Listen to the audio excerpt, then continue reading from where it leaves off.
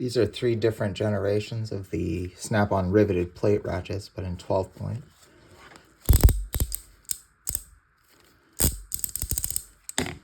This is a double hex. And then these guys are 12-point spline. I have some 12-point spline stuff here.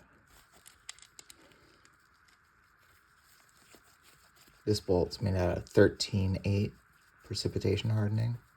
And this is Inconel 718 nut.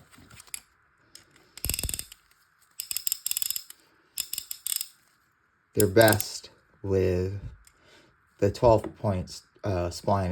It's best with 12-point spline hardware, but that's mostly something you see on like military aircraft and stuff like that. This must be the newest one. Got these used. Thanks.